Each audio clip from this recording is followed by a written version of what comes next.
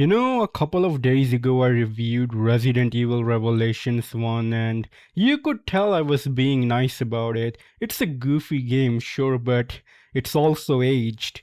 This time though, when I say that Resident Evil Revelations is good, I mean it. Like it's actually really good. After replaying almost every Resident Evil game out there, this one stands out as one of the best.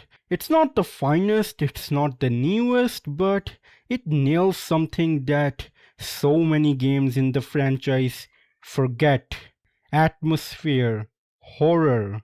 Now let's talk about it. From the opening moments, this game grips you. The atmosphere is thick, oppressive even, and the tone immediately sets it apart from the action movie nonsense of Resident Evil 6. This game feels horror driven again. The eerie silence, the creepy sound design, the flicker of the lights, and the constant feeling that someone's watching you, it all just works. I played it on my Steam Deck and let me tell you, it's perfect for it. On a smaller screen, this game looks amazing. The limited resolution hides all the rough edges, the slightly blurry textures, the low poly models. Everything blends together to create this gritty aesthetic that just feels right. When I played it on my PC a couple of years ago, I'm going to be honest, the flaws stood out much more. But on deck, if I'm being so bold, I would even call it a modern AAA title. It just looks that good on a smaller screen. The lighting, the shadows, the texture work, the way Barry's jacket ripples in the wind and the way the grass moves along with the wind, it feels like that this game was made with love and effort.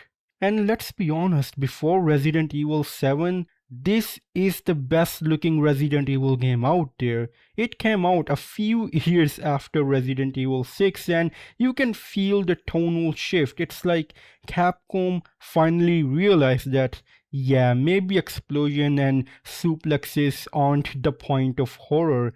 Everyone out there credits Resident Evil 7 for reinventing this franchise, but honestly, Revelation 2 walked so Resident Evil 7 could run. Now let's talk about the story, which in my opinion is one of the most underrated in the series.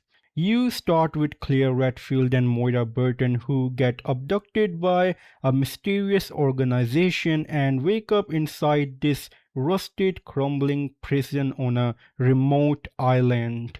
Their escape feels desperate, claustrophobic, and when they finally reach outside and see the radio tower, only to realize they're stranded on an island. It's such a perfect Resident Evil setup.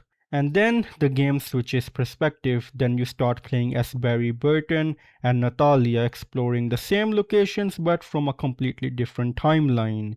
The way these two stories intersect is genuinely clever. And then there is Alex Wesker, the villain, the sister of Albert Wesker. Her motivation actually makes sense. It's not just evil for the sake of being evil, it expands on the Wesker legacy and gives her an identity beyond being a generic villain. Honestly, I do believe that this is one of the best stories Resident Evil has ever told. It's not the biggest, not the craziest, but the most coherent and human, and one of the best horror games this franchise has ever produced. Gameplay wise, this game feels tight. You control two characters, Claire and Moira, or Barry and Natalia, and you can switch between them absolutely seamlessly with a single button. It's a mechanic that could have been a bit gimmicky, but here it's actually fun. Moira doesn't use his guns, she uses a flashlight and a crowbar. Natalia, being a child, doesn't fight but can spot enemies through walls.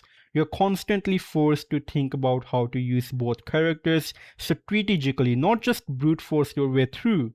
There's also the inventory management, which is surprisingly really solid, and the alternative costumes add some replayability value. And yes, I have to mention the raid mode, which is fun in short bursts, but it's not mind blowing, and it's a good side activity. And then there is the Survivor episode that shows how Moira survived alone in the island for months. That's a great touch. It gives the story a bit more depth and makes her arc feel a bit more earned.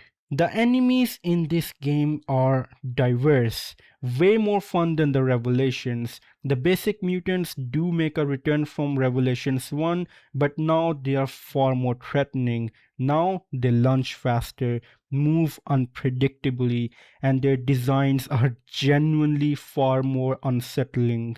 And then you've got all sorts of new freaks, grotesque, malformed creatures that feel pulled straight from a nightmare.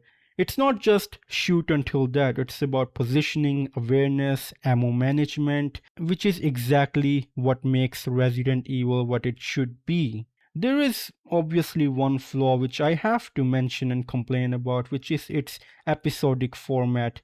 It's annoying. You can't save unless you hit some arbitrary checkpoints, and it breaks immersion when you're deep into a session and you have to quit because you have something to do.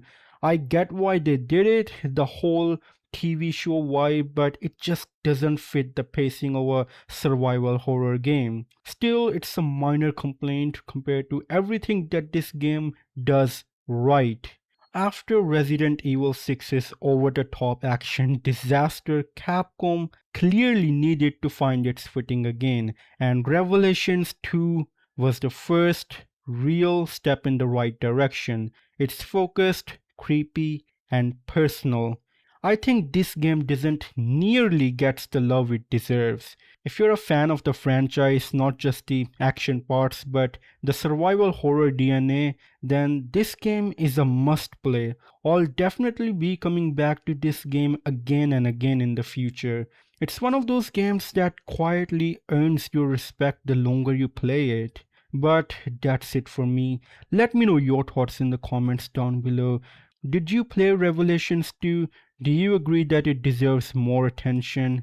And as always, it's time for a goodbye.